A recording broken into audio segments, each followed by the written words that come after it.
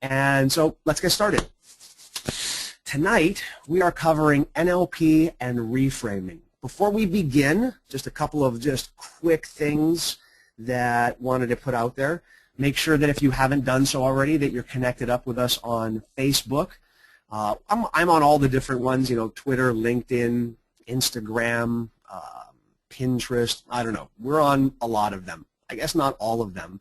Facebook seems to be where we have the most connection with everyone.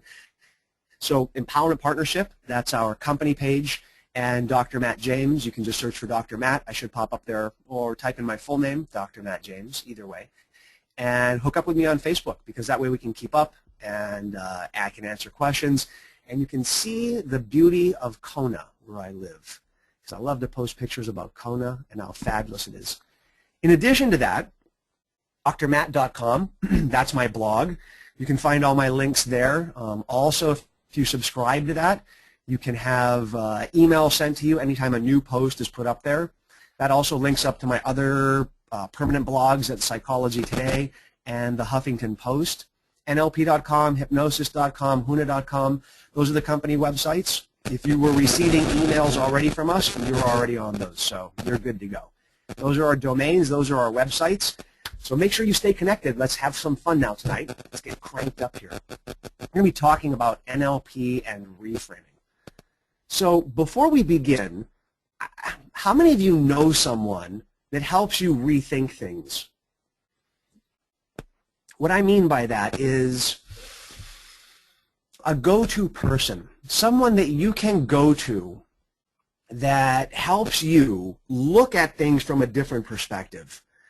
Growing up, I had friends that I could go to, and for many friends, I was the guy that, they would come to me and they would say, here's my problem, and I would say, that's interesting. If we look at it from this perspective over here, maybe it's not a problem. If we change our viewpoint on it, maybe it's not an issue. Maybe it's more of something like a learning experience. Maybe this is an opportunity for growth. I remember one of the people that was instrumental in helping me rethink things as a kid was my grandfather. My grandfather was amazing. He had never done any NLP, no neuro-linguistic programming, and yet he had such a positive outlook on life. I mean, just naturally gifted like that. I'm sure you have all known someone who just, no matter what's going on around them, they're able to see that silver lining in the cloud. They're able to think of things in a more positive way. When I was growing up, I was young in my class. My birthday was in April. Oddly enough, it's my birthday month. And so with every class, I tended to be the youngest person in there, which meant that from a developmental standpoint, physically, there were kids in class that were sometimes 9, 10 months older than I am. I think even in a couple of schools, I had a kid that was a year older, which meant that with sports, there was always a very interesting experience, which was I'm playing a certain group of people, and yet I'm having so much trouble keeping up with certain things, speed, the ability to move quickly, anticipate, your muscles. You can anticipate in your mind, but your muscle can't quite get there as fast. And I remember we used to play flag football. And whether or not you like football, if you can remember a sport that you enjoyed or an activity that you enjoyed as a kid, I loved playing intramural flag football. I don't know what it was. And they put me on defense. And I was so good at keeping up with people, and I was willing to jump for the flags. And they're like, you're not supposed to dive intentionally, but if you fall down, it's okay. And I loved reaching out and trying to grab those flags and stop the person and guarding them. And I remember that as we were playing, and we were competing with other schools in the area and whatnot, there was a specific game that we were playing, and it was against another school, and I'm psyched. I'm ready to go. I'm just, this is something that's going to be so much fun. I was building up to this because, I don't know, it's one of those games that mattered to the class, to the group, to my friends, and we're getting towards the last part of the game, and the coach pulls me out. They swap another guy out who's going to be a receiver, and the coach pulls me out. And I was so frustrated. I was like, I've been building up to this. I've been running. I've been, making sure that my legs are strong, and I've been playing so hard. And yet there I was getting pulled out of the game.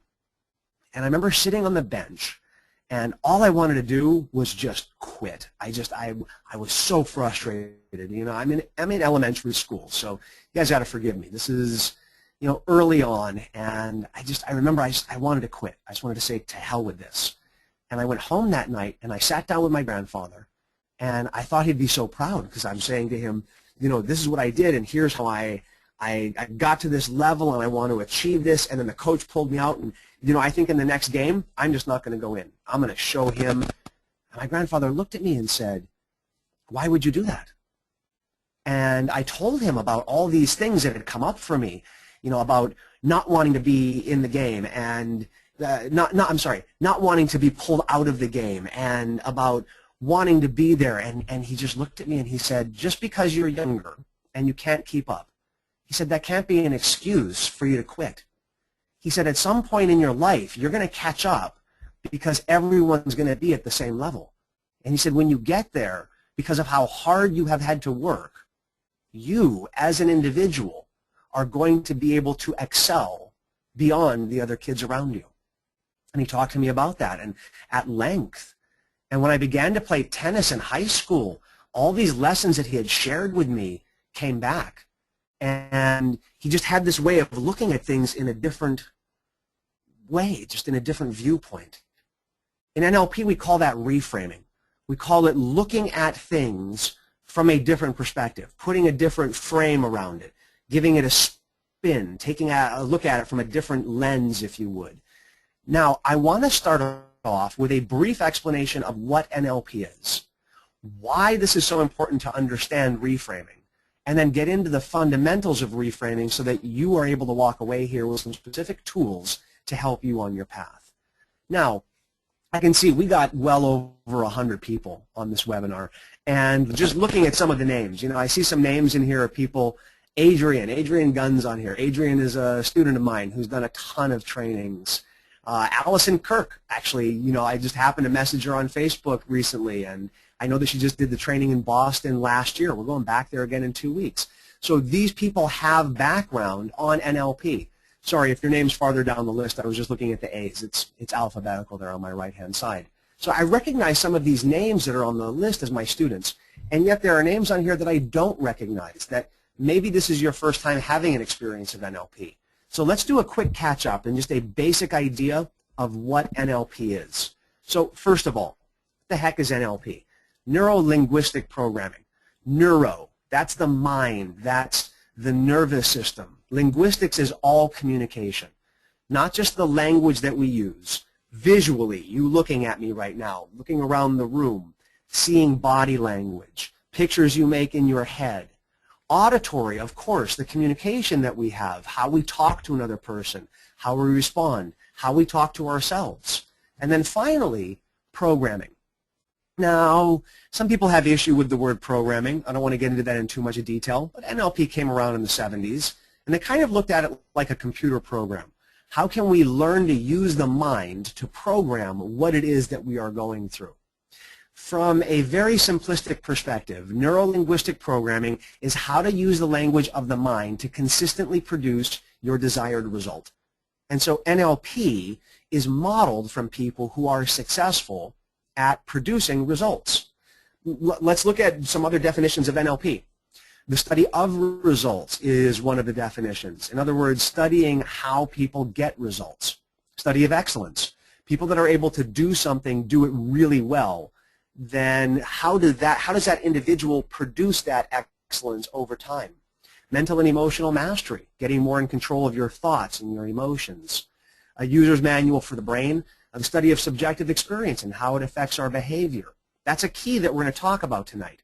See, experience is subjective. Subjective means that your view on it is more important than the reality. And I don't mean that in a mean way. I mean that in a serious way. Your view on something is more important than the actual reality of the event because it's your view. It's what you walk away with.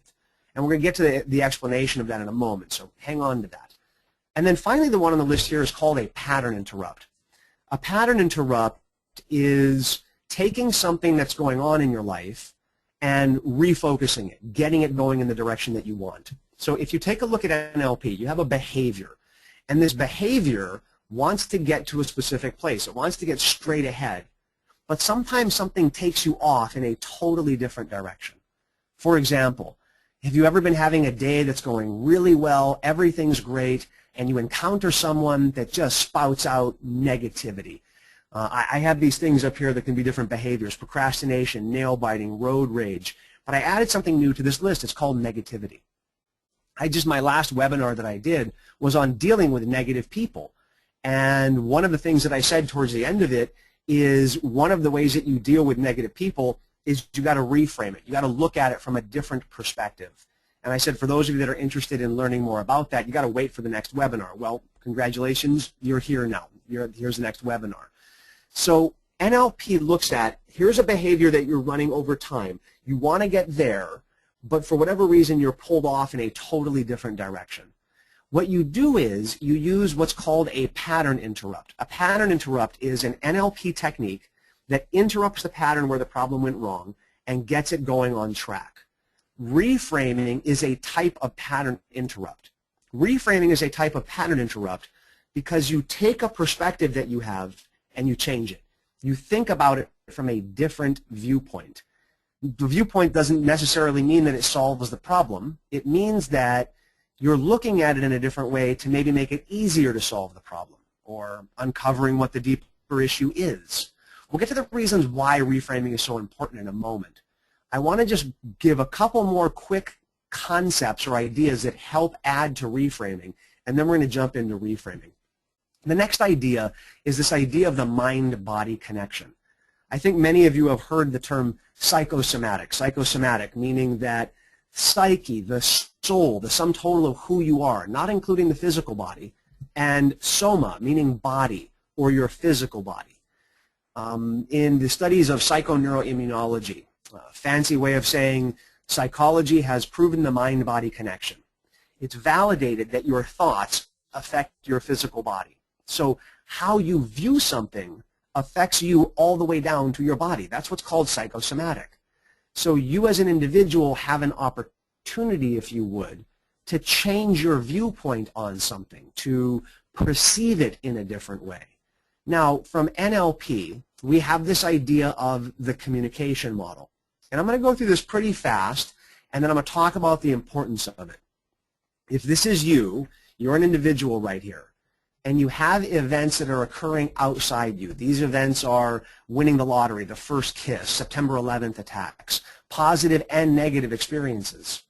This information comes into your neurology through the 5 senses: visual, auditory, kinesthetic, olfactory, and gustatory.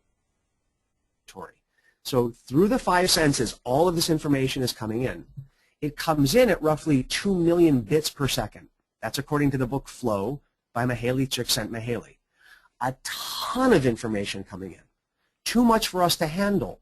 So we delete, we distort, and we generalize information.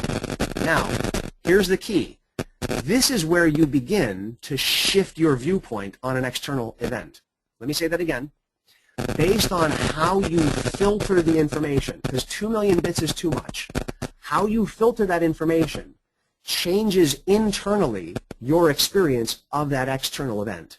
Now, we know this in psychology because if you take a look at, for example, crimes, a negative experience, you interview 2 different people that witnessed an event, you're going to get 2 different accounts of the event.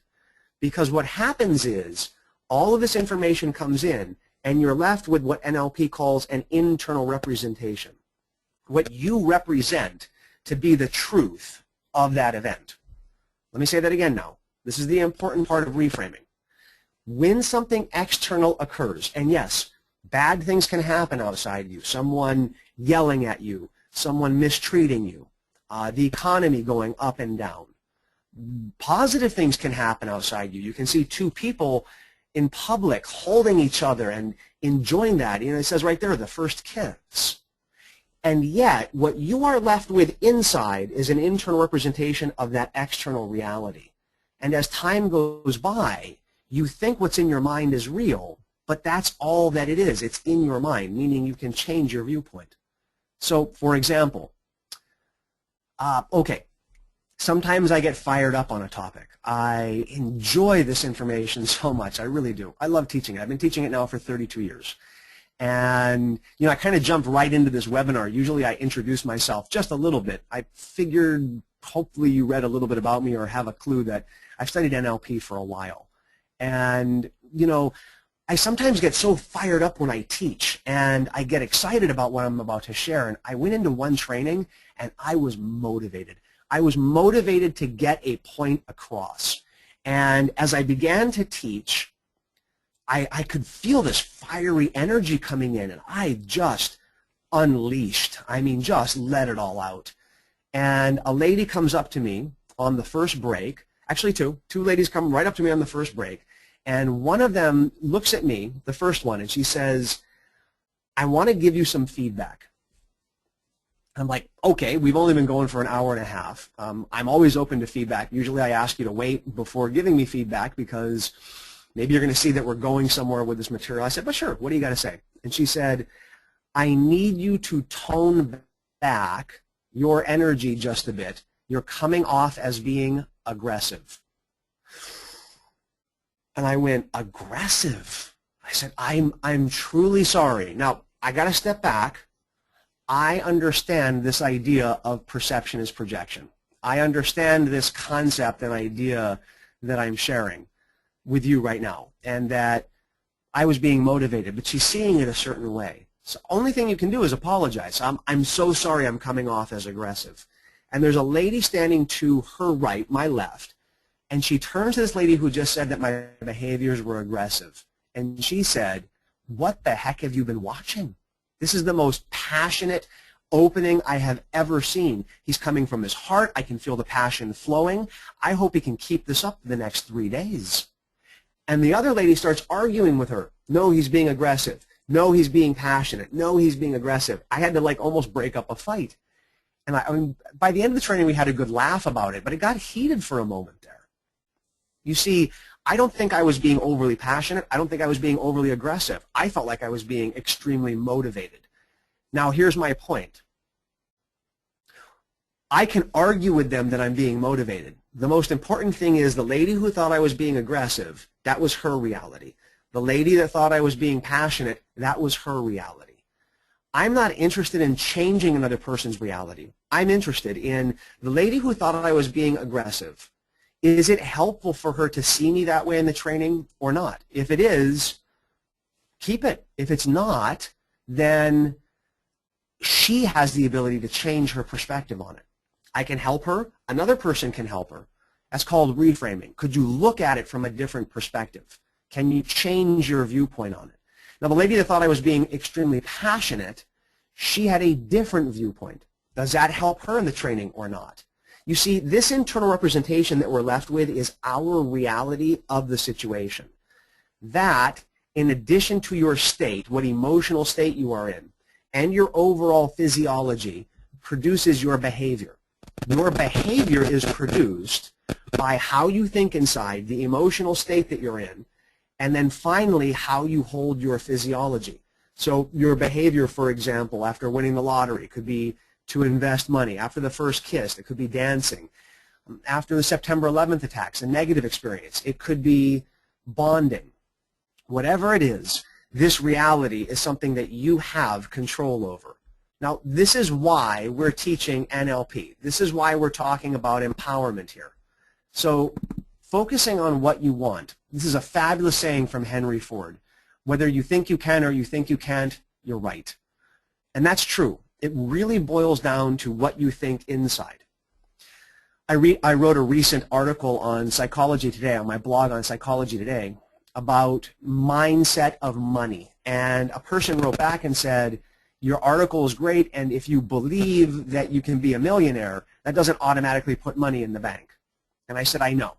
And by having a mindset, you're more apt to create the possibility of abundance and wealth. And if you have the mindset of I can't do it, then you're less likely to be able to do it. And so no, having the right mindset does not automatically put money in your bank. Having the right mindset starts the process. That's what we're talking about tonight. In NLP terminology, it's called reframing.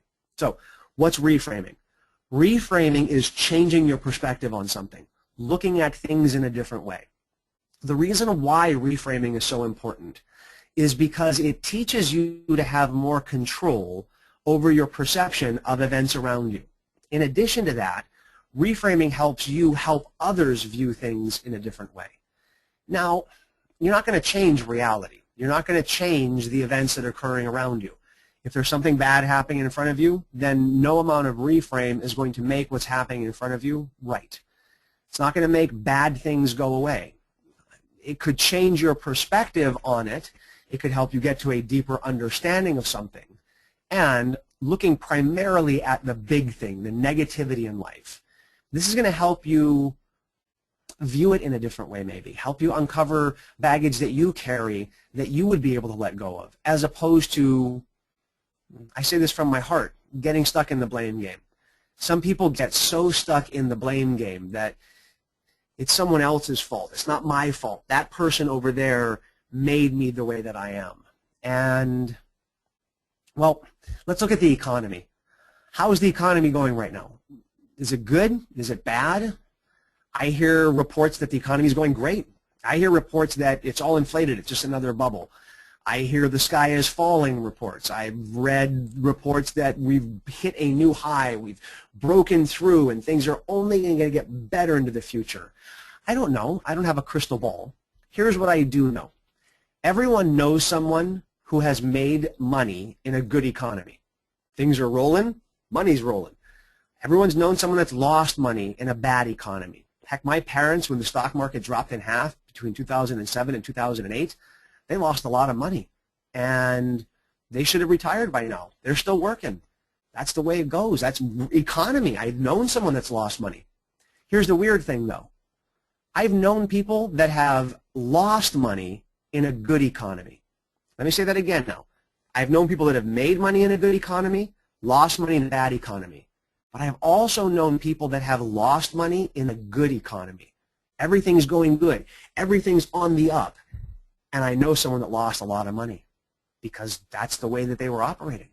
I've also known people that as the economy is going down or you're in a slump, they have made money.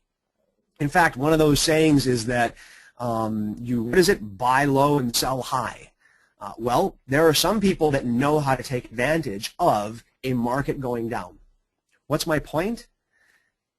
There's another group of people that blame the economy, and there's a group of people that know how to shift their thinking based on the economy. The reason why reframing is so important is because you look outside yourself and you see something like the economy, you see something like the state of relationships, you see something like how health and fitness is, and you can blame a country. There are some people that blame the country for certain things. That's huge. The country is at fault for my success. The country is at fault for my state of health. The country is I want to just be able to make really one simple point. My heart goes out to you if you have experienced anything that has harmed you in any way, shape, or form. What I'm trying to say here is that at some point in your life, you have an opportunity to look at it in a different way. In a less extreme example, from a day-to-day perspective, you have control over how you perceive things. Are there opportunities? Are there options? Or are there limitations and things that inhibit you? Reframing allows you to take a perspective and change that. That's the reason why it's so important. Now, I know you guys don't have a manual to look at, and I know that some of you are probably taking notes. I'm going to leave the next slide up there for a while, and anything that you want to write down, you can. For those of you that have done your NLP trainings before, this is in your manual. There are two types of reframes that NLP teaches. So let's talk about what reframing is. I think you guys get why it's so important. There's two types of reframe that NLP teach. One is called a context reframe, and one is called a meaning reframe. Both of them require a slightly different approach to changing your opinion, and the context reframing is the one we will cover first. So, context reframe.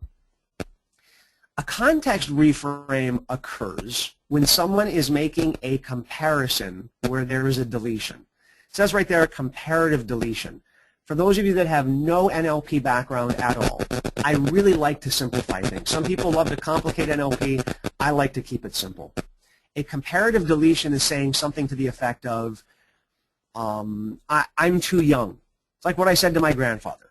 I'm too young. I'm not able to keep up with other people. I'm too overweight, I heard one of my clients say. I'm not able to exercise the way other people are at the gym. I'm too overweight. The economy is going bad. Going bad. See, you know it's a comparative deletion because you're leaving out what you're making the comparison to. The economy is going bad. If you were trained in neurolinguistic programming or linguistics, you would want to say compared to what? I mean, truly, if you look at our economy right now and you compare it to how things are going on in Greece, our economy is amazing. Heck, our stock market could drop and we still have an amazing economy. Okay, what I just did is a context reframe.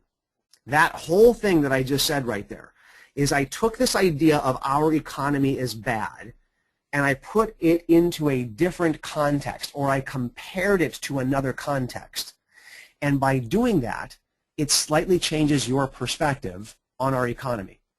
Now, whether or not you know what's going on in Greece, or whether or not you've been to Greece, things are not going well there. I could have used a more extreme example of a third world country, but let's use a Western civilization. How are things going on in Greece? Let's use something that we can compare a little bit closer to our world, our reality here. Pick another country in Europe, or how things are going on in general in Europe. A comparative reframe, a context reframe, sorry, handles a comparative deletion. So everyone take a look at the screen for a moment, and what I'm going to do is, it's animated. Oh, Chelsea says that there may be a little bit of lag in the video, but no one else has said anything, so that may be on her end. Hopefully the video is going good, but we are recording it, and we have some decent upload speeds from our office, so you can always go back and watch it again. Let's get back to context reframe. So context reframe.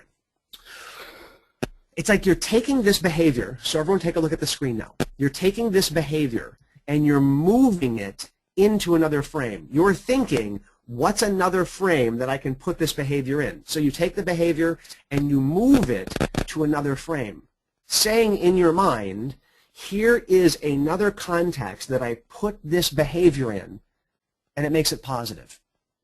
One of my favorite examples of a context reframe comes from Milton Erickson. This is where a lot of NLP was modeled from. Milton Erickson was a master of reframing. Listen to the context reframe now. A mom brings her daughter in to see Milton Erickson, and Milton Erickson looks at the daughter, looks at the mom. The mom says to Milton Erickson, you need to help my daughter. She's headstrong. She's, pushes back against authority. She does this, she does that. And Milton Erickson hears her out, and then he looks at the daughter, looks at the mom, and says, can you just imagine how wonderful that will be when she's an adult and she's able to stand up for herself and have strength in her opinion? It didn't solve the problem. Listen carefully. It didn't solve the problem of the fact that maybe the daughter was acting out. Hey, I'm a parent. I got 2 kids. There are some times where you want your kids to have a positive behavior, and acting out and pushing back on authority is sometimes not helpful when you're 7, 14, or any age in between or above. My point is that some people look at their kids' behavior and they lock it into where it is right now. That same behavior, when you're an adult, God, that may be celebrated. My daughter is 7, and man, she knows what she wants. In her mind, she is so focused. She gets so focused sometimes that it's almost like she gets stubborn, puts her head down, and just wants to barrel forward with something. And yeah, when it's in the middle of a family process, or a vacation, or when she's dealing with her 2nd grade teacher, you can have a challenge that comes up with that. And yet, as an adult, wouldn't you want that behavior? where you're sitting there going, that's what I'm going for. I'm going for that right there, and I'm going to do whatever it takes to get it. See, we sometimes look at that behavior in a 7-year-old and go, you shouldn't be doing that in class. And instead, I sometimes look at that behavior, I pick it up, I move it into the future, and I say, this is a good behavior to have. Right now, how can we teach her to harness it, learn to gain a little bit more control over it, so that the behavior is still there, but she's able to utilize it in the future in a positive way. Does that make sense? Okay, this is one of those times where I'm in my office all by myself staring at a green dot, and I do miss the audience. I was just in Los Angeles, and we had 100, something plus people there in the training. And does that make sense? And you get people in the audience, yes. I hope that makes sense for you guys. So a context reframe is taking the behavior and putting it into another time or another location, another geographical location. For example, our economy is bad. Go over to Greece. If we were in Greece, this would be an amazing economy. It doesn't solve your monetary problems. It gets you to look at it from a different perspective, in a different frame. Now, I'm going to continue with some more examples in a moment. I want to talk about the second type of reframing. The second type of reframe, so first type of reframe, context reframe, comparative deletion. You're comparing yourself or something to something else that you're leaving out. You're not explaining what it is that you're making the comparison to. There's a second type of NLP reframe, and it's called a meaning reframe. A meaning reframe is for things like a complex equivalence or a cause and effect. In NLP terminology, that's a fancy way of saying an if-then statement or a equals B statement. So I took a whole bunch of linguistics classes in college. Who would have thought? And there's different types of sentence structure. So keeping it real simple. An if-then statement. If this happens, then that will happen. Or a complex equivalence. One thing equals another. This equals that. So either A causes B or A equals B. When you have a sentence that is an if-then statement or a complex equivalence, NLP has found through modeling that the meaning reframe is the most effective. Meaning reframe. It's taking the existing behavior. Now take a look at your screen because this slide is animated. It's taking your existing behavior and just putting a spin on it and looking at it from a different perspective.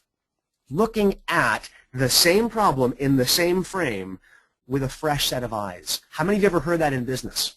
I need to have a fresh set of eyes on this one. Okay, so that's what a meaning reframe is. You're looking at it, the same behavior in the same thing from a different perspective. So here's an example, and this is one that I use in the trainings all the time. Confusion. Oh, if you've ever gotten confused about something, I mean, there's a certain level of frustration that goes along with confusion that can derail a process. Doesn't matter how old you are. You can be 7. My daughter, last night we were doing math homework. She got a little bit frustrated with something. Ethan has gotten frustrated with himself on trying to figure something out. Frustrated on an inability to do something. As adults, we sometimes are a little bit more hard on ourselves as adults. As kids, maybe we're learning and we expect there to be confusion. And then all of a sudden we become adults and we think, I shouldn't be confused anymore. But that's just crazy. So here's the reframe now. Student says, I'm confused. That means that I'm not learning this material. You see the reality now. Remember the old slide that we had up there, the previous slide of it's your reality. So you feel confusion coming up, and now you're looking at the world around you, and you think, I'm confused. That means I'm not learning anything. That's called a complex equivalence. My confusion equals I'm not learning. Here's the reframe. The reframe is, I know nothing about building a rocket. I know nothing about building a rocket, nor have I ever looked at building a rocket. So I can't be confused by it because I know nothing about it. See, you can get confused by things that you're learning, but here's the really cool part. Confusion always precedes a higher level learning. Have you noticed that? Anytime you've been confused about something that you're learning, it's like you're about to have a breakthrough. You're about to have an aha moment. In that moment, the confusion can be frustrating. Confusion always precedes a higher level learning, meaning that you're confused in the moment and you're about to kick it up a notch. Now, is that going to solve the problem of the confusion? No. Is it going to necessarily take it away? No. I've had students sit there and go, yeah, I'm still confused. Then they usually say, and you're right. In the past, I've gotten confused about things, and then all of a sudden I have my aha moment. Good. Maybe that puts light at the end of the tunnel. Maybe that allows you as the individual to say, I'm here right now. This is not a comfortable place, but I know I'm going to get somewhere. Negativity. Dealing with negativity. Someone comes up to you and is just spouting off negativity. I remember, and I shared this story the last time I was doing this webinar, the one on dealing with negative people. And I said, you know, I still to this day encounter situations. I run the board of a wonderful school here in Kona, and unfortunately the previous heads of the school did not run it in an efficient way. And after 7 years of having it ran in an inefficient way, and I came on the scene, the new head of school came on the scene, we just weren't able to turn it around. And never mind what happened, why, I had to deliver the message to people that the school is closing down. And there was an outpouring of grief and anger. And I remember one board member pulled me aside and just shared her frustration with everything. And there was another board member there, and they watched as I handled it, and they made a comment afterwards. They said, a lot of the frustration was directed at you, yet you didn't seem to react to it. Why not? And I said, what do you mean? And this other board member said, well, this person was almost complaining to you like it was your fault. That means that, you know, she was blaming you in some sort of way. Now, in my mind, I want to take a step back, because you see someone complaining to you. That doesn't mean that they think it's your fault. That's a behavior. They're complaining. I was listening to it. Nowhere in the conversation did I hear her blaming me. But the other person saw it that way. So you got three different realities. You have a reality of frustration. You got my reality going on. And you have a third reality of a listener who's assigning a meaning to that. So I looked at the board member who wasn't venting their frustration, and I said, how amazing that I have enough rapport with this person who's venting that she's able to share her frustrations with me. That way, together, we can see if there's a way to overcome them. That's a meaning reframe. I didn't pick up her behavior and put it in a different context. I looked at her behavior from a different perspective, that at least she is opening up to me and we have a line of communication. Her frustration doesn't mean anything other than the meaning that I give it, and I choose to give that frustration the meaning of we're communicating. Now, by the way, I want to point out again, it didn't take away her frustration. It didn't change the fact that things are awful and we had to face a, you know, amazingly negative experience. What it did was it got us thinking of, okay, at least there's some positiveness here. How can we now take that, build on it, and move forward? The lady that got to hear me do all of this, and she looked at me afterwards and she said, the way you're able to look at things, she goes, it's always just so positive. She goes, do you ever see anything negative? And I'm like, yes, of course I see negative things around me. And sometimes in the moment, I can look at it as being positive, and sometimes it takes a few days or a week. And I can look back at it and go, here's a learning. Here's a huge reframe now. These are the two types of reframes. You got context reframe and meaning reframe. So context reframe, that is picking up the thing that you're experiencing and putting it into a totally different context. Meaning reframe is you're leaving it in that context and you're looking at it from a different perspective. And so here's a big life reframe. Let me give you an example now. In the book, The Yoga Sutras by Patanjali, the Yoga Sutras are a series of ways of thinking, ways of viewing the world, ways of, how would you say, behaving to help you lead a more spiritual life. In the Yoga Sutras, Patanjali says to complain about the act of falling down on the path may be to complain about the very thing that had to happen so that you're able to take your next step. Let me say that again. To complain about the act of falling down on the path. And by the way, I've been face down on the path in my life. Bottom of the barrel, my perception of what the bottom of the barrel is. Couldn't get any worse. In the moment, it sucks. But you know what? Looking back at those moments, that helped me to become who I am today. You see, at the lowest point, that may be the very thing that you needed to get up, dust yourself off, and take that next step. So Patanjali said to curse it is to curse the very thing that you may have needed to experience. Okay, that's technically a meaning reframe. Let me explain. A meaning reframe is you're in the dirt, and that means that things are going bad. There's a complex equivalence. Face in the dirt equals things going bad. Here's a different way of looking at it.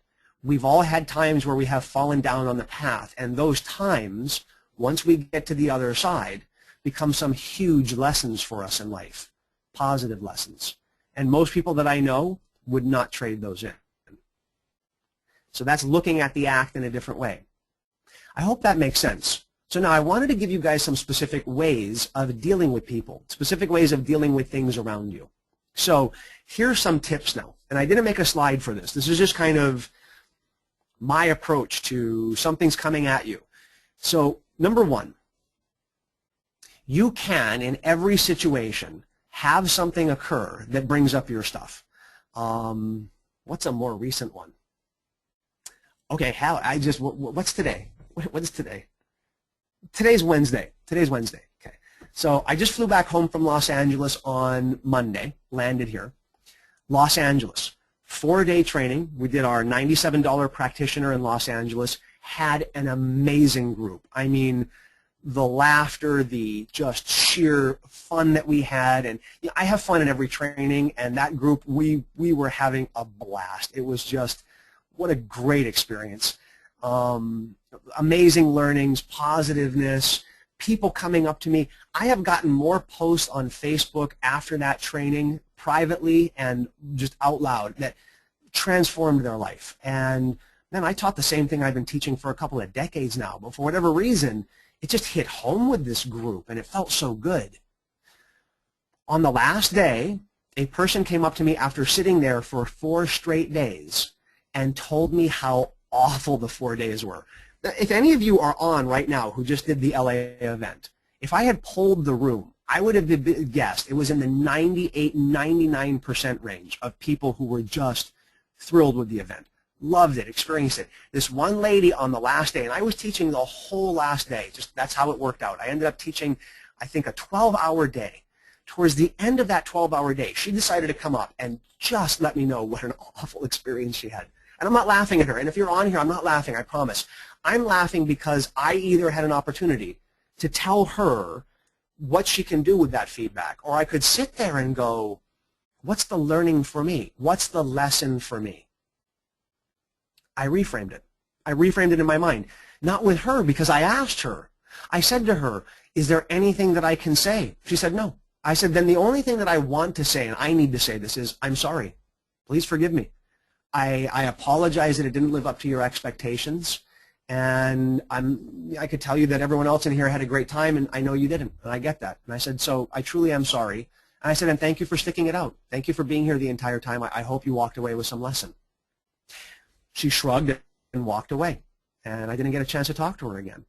So what's my big lesson? See, in the moment, there's two things, right? I can reframe her. I can say to her, is there an opportunity for me to help you see things in a different way? I don't know what I would have said. Maybe I would have said, as a teacher, I have to work with an entire group, and when I'm looking at everyone and everyone seems to be having a great time and you're not, then I have to go with percentages. And maybe I could reframe it as, you know, to her, that how amazing that she had an ability to stick through something because she wanted to learn some specific techniques, that even though she wasn't liking it, she was able to put that aside and still learn something. There's a reframe. I didn't have that opportunity, though. I had to reframe it for myself.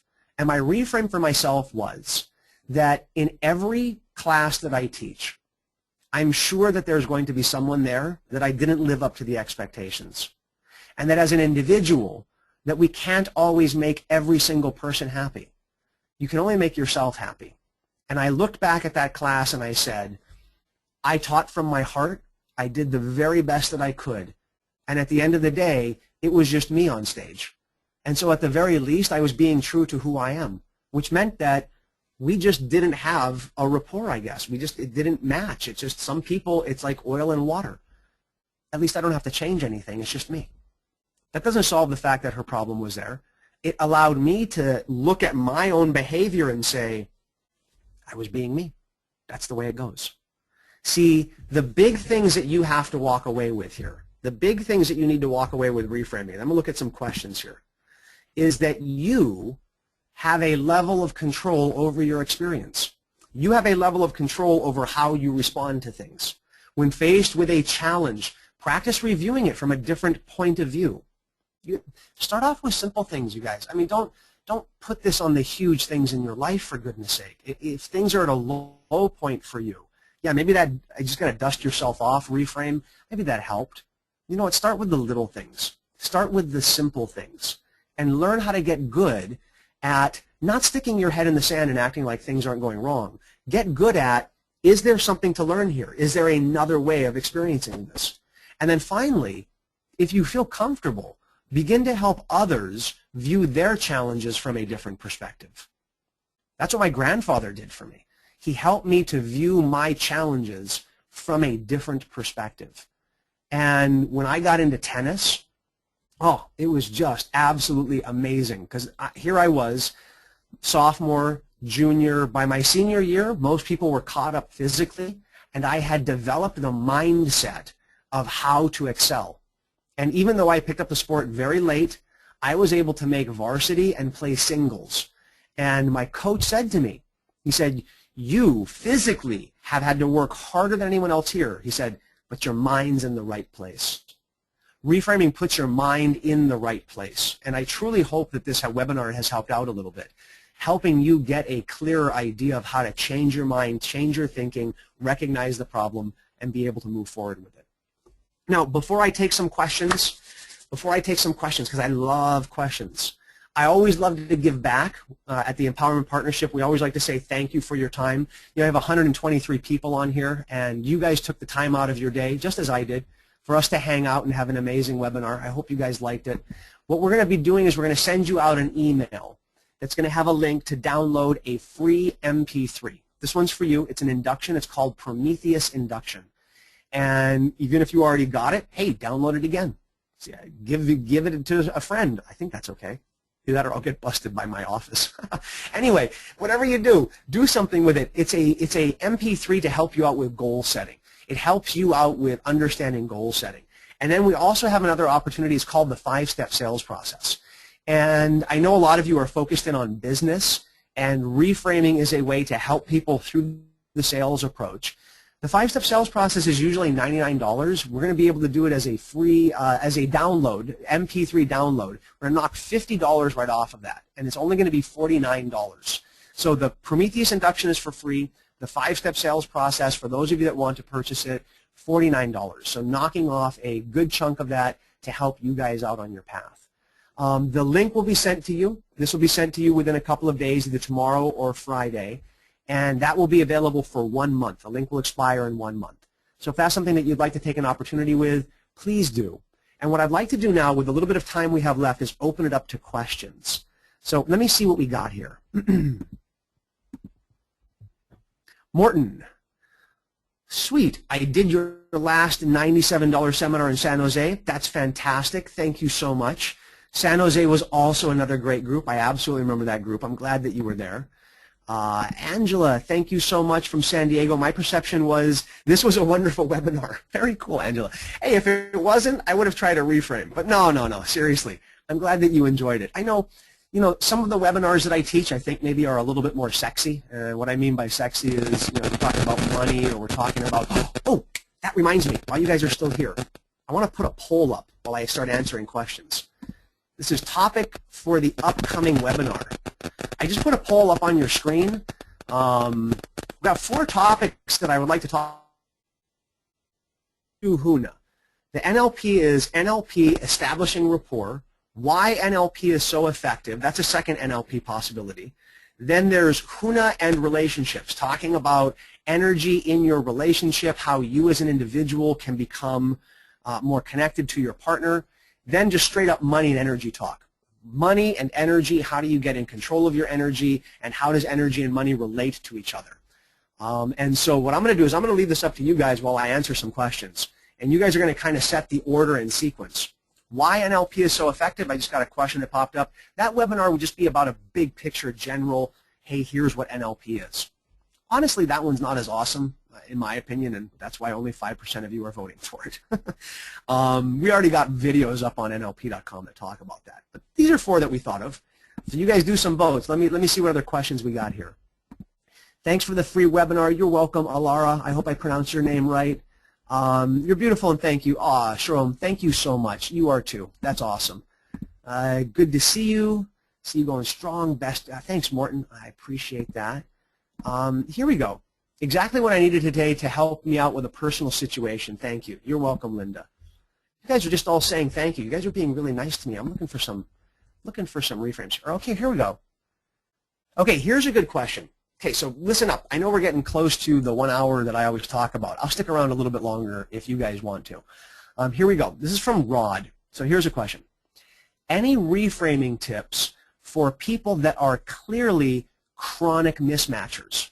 Okay, so you ready? This is good now. I want you guys to pay attention to this. This is kind of how to deal with stuff out there. So here's what Rod's asking. Rod's asking, here's a person who, when they come up to you, they naturally inside, they just want to throw out the opposite. I got one of those guys on the board. He's my buddy now. He feels it's his life mission to throw out the opposite. Hey, if he comes up with an idea and I start talking about his idea, he'll actually throw out the opposite.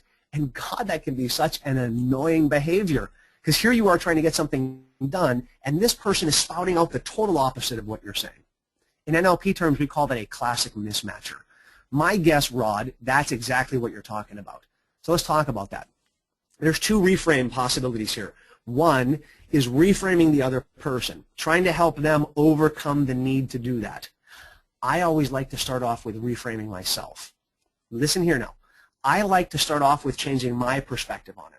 So rather than seeing a chronic mismatcher as a problem, and I know you didn't say that, I want to take that to an extreme though. Chronic mismatcher equals argument. Chronic mismatcher equals problems. Chronic mismatcher equals this. That's a meaning reframe. Chronic mismatcher gives me an opportunity to practice my language skills. A chronic mismatcher gives me an opportunity to practice my rapport skills. A chronic mismatcher gives me an opportunity to process, to do my negotiation skills. How do I, as an individual, negotiate with a person who always wants to take the opposite? That's my reframe on it.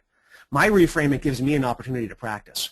With someone who's like that, who constantly throws out the opposite, gives me an opportunity to practice my communication skills, gives me an opportunity to practice my state control. Am I able to maintain my happy state?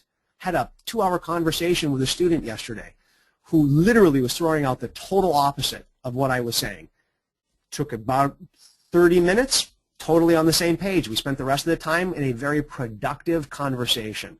Amazing. I got to start off by reframing myself. I have to look at opportunity in the experience.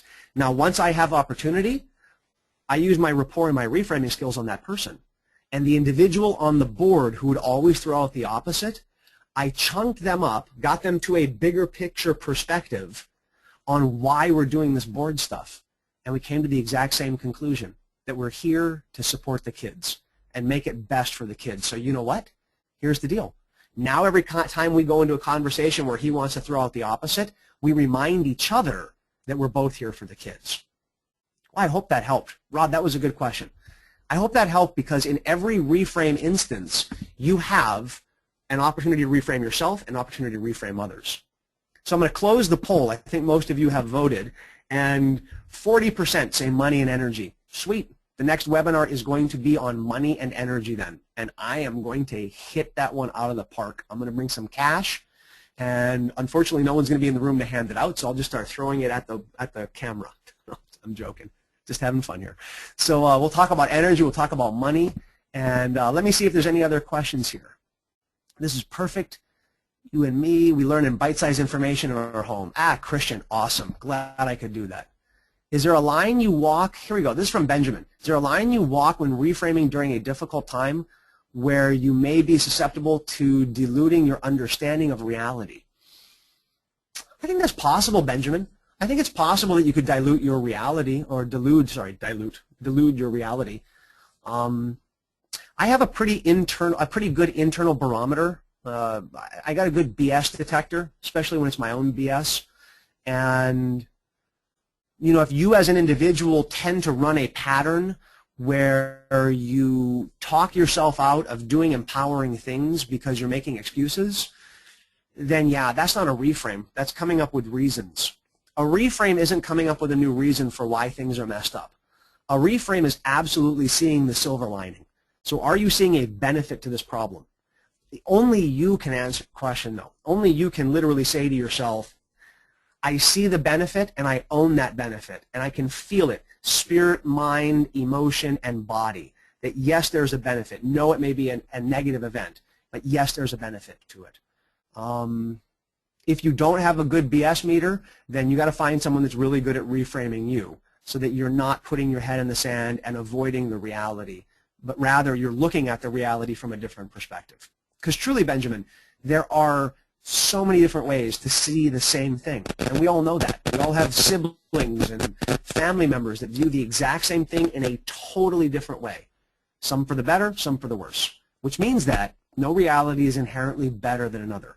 Here's the last thing, and then we're all done. I'm going to leave you guys with this. No reality is better than another. Yours isn't better than anyone else's. The only thing you can ask yourself at the end of the day, does your reality help you get your results or not? And if it doesn't, reframe it. If it does not help you get your results, reframe it so you start getting your results. That's it. If your reality helps you get your results, then leave it. And other people can have their reality, and so what? Become congruent in your own reality. I think we have done previous webinars on cause and effect and perception is projection. So Benjamin, you can go take a look at those. That would help out as well. I know that they are on our YouTube channel.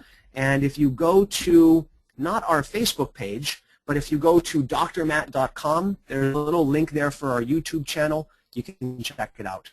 Okay, that's it. I'm done. It's been an hour. That's all I said that I would go, so I want to make sure that I stick to that. Thank you all very much for being here. In Hawaii, aloha means hello and goodbye, because in the Hawaiian culture it was believed that if you shared an experience, you were bound to share some more. So I like to end up by saying aloha a hui ho. Thank you all so much for being here this hour. Class dismissed. Love you all. See you.